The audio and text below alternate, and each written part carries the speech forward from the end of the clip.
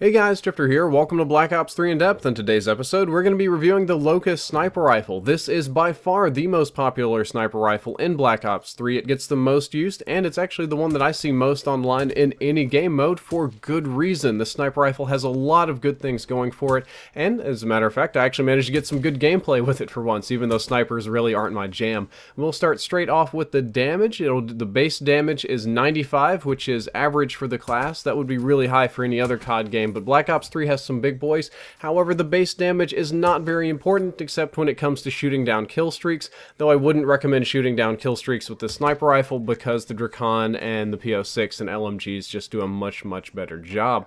What is important is the one-shot kill areas, which for the Locust will be belly button and up. It won't kill in the lower abdomen, it won't kill in the thighs or anything like that, but it'll kill at the belly button, the abs, the chest, the neck, the head, and the shoulders. Anything above the belly button is going to be a one-shot kill, which for any other Call of Duty game would make this the best sniper rifle in the game. It would make this the one-shot machine or something like that. However, the SVG is a little bit more powerful in that regard, but I'll save that for the SVG in depth. However, belly button and up is definitely a good one-shot kill area, and I don't think you guys will be getting too many hit markers with this weapon because we're all just kind of trained to aim chest and up. Rate of fire, unfortunately, is a little bit slow at 52 rounds per minute. That's something kind of like the Moors from Advanced Warfare. It's just a smidge faster than that, but not tremendously, and overall a little bit slow, but this is designed to be a precision sniper, not a spam sniper, so that shouldn't be too surprising. Unfortunately, there is no aim assist whatsoever on the Locust. As we talked about before, sniper rifles in Black Ops 3 have very different aim assist properties,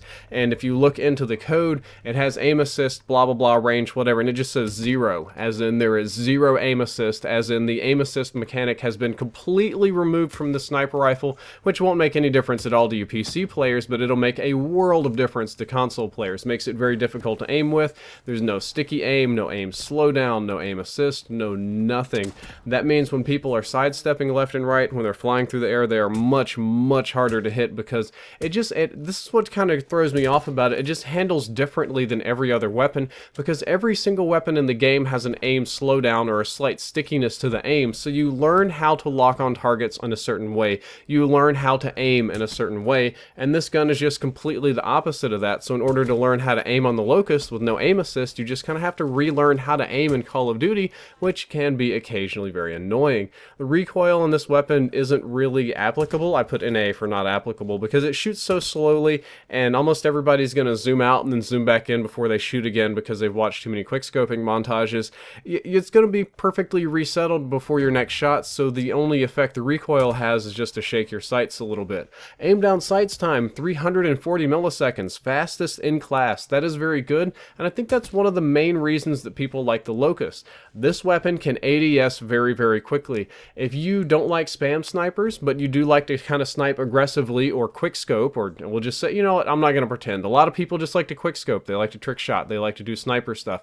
If you want to run and gun with a sniper rifle, this is going to be the sniper rifle of choice for you. The fast aim down sights time will let you run and gun easier than anything else in the game, or if you want to quick scope or make montages or whatever, the aim down sights time being fast is going to help with that as well, and it generally makes the gun feel good. The hipfire spread is miserable. I mean, it's a one-shot sniper rifle that shoots slowly, that has a very wide hipfire spread.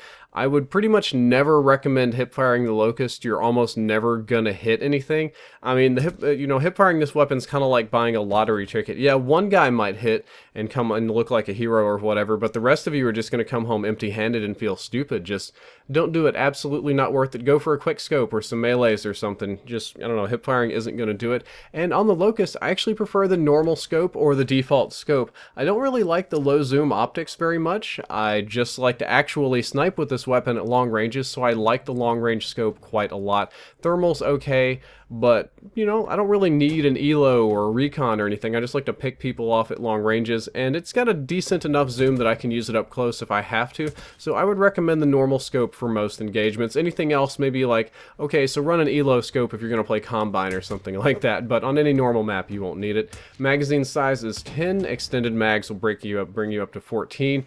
I don't think this is going to be big of an issue because as slowly as the weapon shoots, you won't be reloading that often. However, when you do reload, it's going to be 3.4 seconds, which is the slowest in the sniper rifle class. Very, very slow reloading, but again, you won't be doing that too often. It won't be such a big deal. I'm like a reloading Nazi. I get all like paranoid and OCD about reloading, and I don't even do it that often on this weapon. The idle sway is very low. It is tied for lowest in the sniper rifle class with the Drakon sniper rifle, so it doesn't wobble side to side too much, though I still am going to recommend a ballistic CPU later on, because unlike the Drakon, this isn't a spam weapon. This is precision, and we like to increase our precision on the sniper rifle, but low idle sway is a nice property. It has a high wall penetration factor, and it's very easy to wallbang with if you know where to aim, if you know where to pick people off at. Unlike the Drakon, you can't just, punch through walls and hunt people and search for hit markers, so you kind of got to know where they are, maybe vision pulse them through the wall or something like that. And most snipers prefer the Locus. It has a very nice balance. This weapon hits a lot of factors, so it doesn't shoot the fastest, it doesn't deal the most damage, it doesn't have the best one-shot kill areas, but it does have a lot of really nice handling properties. It aims down sights really fast, it feels good, it can shoot fast enough to be effective, it can get enough one-shot kills to be effective, it doesn't shake too much, it's very, very balanced, and it has a very good feel, and I feel that the majority of snipers in Black Ops 3 are going to gravitate to this weapon just because of that feel, and I don't think I'm wrong. I think that's why you see it so much online. I think that's why when you watch, quickscopers or professional snipers, like we'll say Pomage or Cross or whatever play, most of the time they're using the Locus instead of the SVG because it handles a little bit faster, even though it does get a few less one-shot kills.